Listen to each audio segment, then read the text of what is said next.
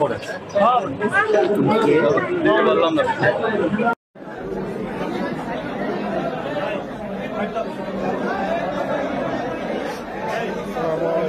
আসসালামু আলাইকুম।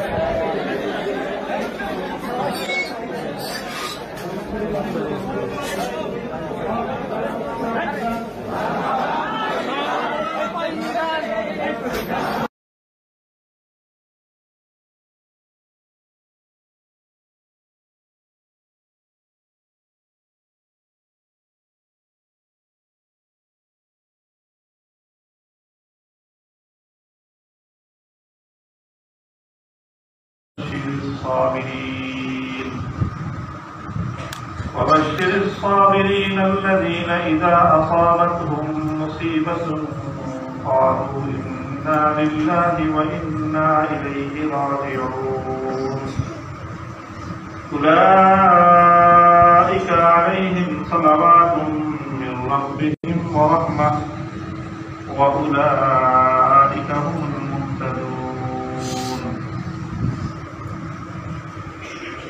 بارك الله لنا ولكم في القرآن العظيم ونفعنا وإياكم بالآيات والذكر الحكيم. أستغفر الله لي ولكم ولسائر المسلمين فاستغفروه إنه هو الغفور الرحيم. محترم মুসল্লিয়ান ইকরাম, ঐতিহ্যবাহী বসিলা অধিবাসী আমার মুরব্বী সাহেবান এবং ছাত্র বন্ধুগণ, এলাকাবাসী, আমি আপনাদের সকলের কাছে সর্বপ্রথম শুকরিয়া আদায় করতেছি যে দীর্ঘ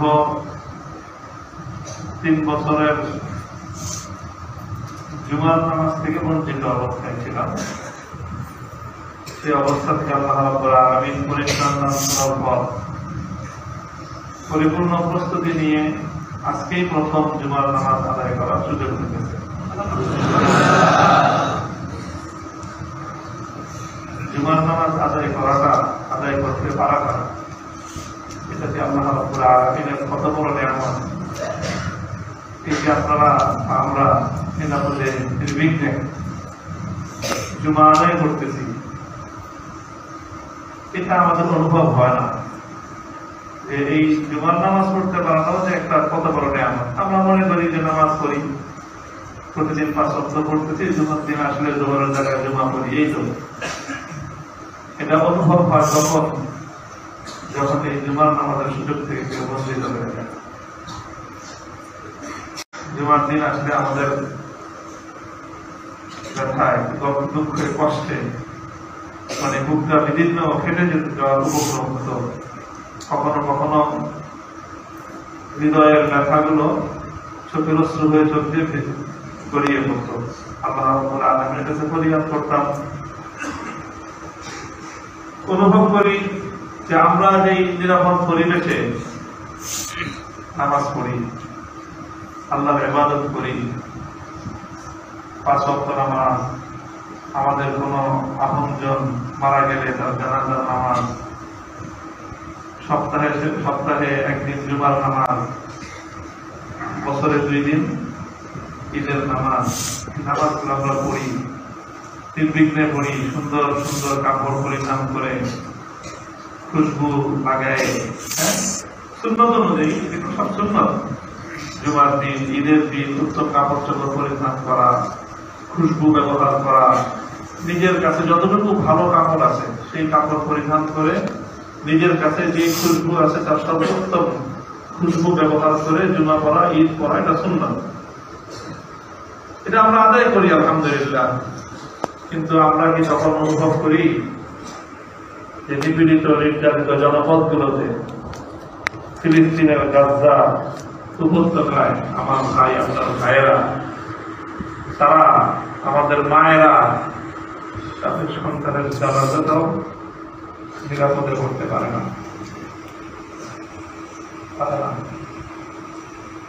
বাবা তার সন্তানের লাশ নিয়ে নিরাপদে কবরস্থানে যাবে, সেই সুযোগ নেই।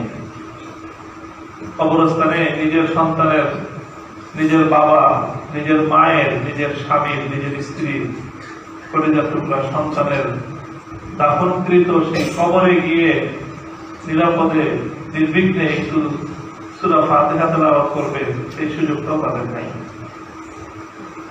এই হলো মানবতার এই পৃথিবী, মানবাধিকারের এই পৃথিবী। আল্লাহ রাব্বুল আলামিন সেই নিপীড়িত নির্যাতিত জনপদগুলোকে আল্লাহ রাব্বুল আলামিন নিরাপত্তা দান করেন। তবে কথা হলো কি, এখন আমরা সকলেই জানি এটাকে বলা হয় গ্লোবালাইজেশনের যুগ। সারা পৃথিবী একটা গ্রামের মতো, পৃথিবীর এক প্রান্ত আর এক প্রান্তের সঙ্গে ঘনিষ্ঠভাবে এই বাংলাদেশের সর্বপ্রথম এই শিরকি সংস্কৃতির বিরুদ্ধে উনি তার জীবন সামনে আওয়াজ উচ্চারণ করছেন। যখনই অগ্নি পূজারীদের মতো করে আগুন জ্বালানোর সংস্কৃতি শুরু হয়েছে, সেই আগুনের বিরুদ্ধে, এবং যখন মূর্তি বানানো শুরু হয়েছে, সেই মূর্তির বিরুদ্ধে তিনি কথা বলেছেন। সুস্থতার সাথে নিরাপদে আল্লাহ তার দিনের উপর রাখেন। তবে যদি তকদিরে ভিন্ন কিছু থাকে, বিপদ থাকে, মুসিবত থাকে, বিপদ দেখে, মুসিবত দেখে দিনের দায়িত্ব পালন করার ক্ষেত্রে অবহেলা করার সুযোগ নেই। আমি ইনশাআল্লাহ সেই অবহেলা করব না। আমি আপনাদের কাছে দোয়া চাই, আপনারা দোয়া করবেন, আর আপনাদের কাছ থেকে একটা আশ্বাসের বাণী শুনতে চাই যে আপনারা যার যার জায়গা থেকে যদি মনে করেন যে আমি বা উলামায়ে কেরাম যারাই হকের আওয়াজ উচ্চারণ করবে, হকের কথা বলবে, মনে করবেন না যে এটা শুধুমাত্র সে একা বলতেছে, এটা তার কথা না। করতে হবে যে কোরআনের কথা বলে সে বিপদে পড়েছে, সেই বিপদ শুধু তার নয়, সেই বিপদ আমার। এইভাবে যদি এই দেশের জনপদের মানুষগুলো, মুসলমানেরা সকলে এইভাবেই যদি আমরা সোচ্চার থাকতে পারি, তাহলে ইনশাআল্লাহ আল্লাহর দ্বীনের ঝান্ডা সমুন্নতই থাকবে, দ্বীন তার গৌরব এবং মর্যাদা নিয়ে বুলন্দ থাকবে। আল্লাহ আমাদেরকে কবুল করেন।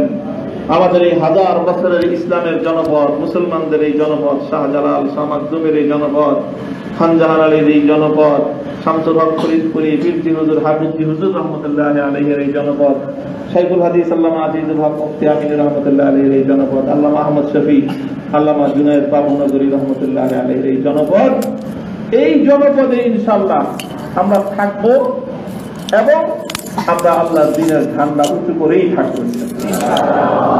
আল্লাহ রাব্বুল আলামিন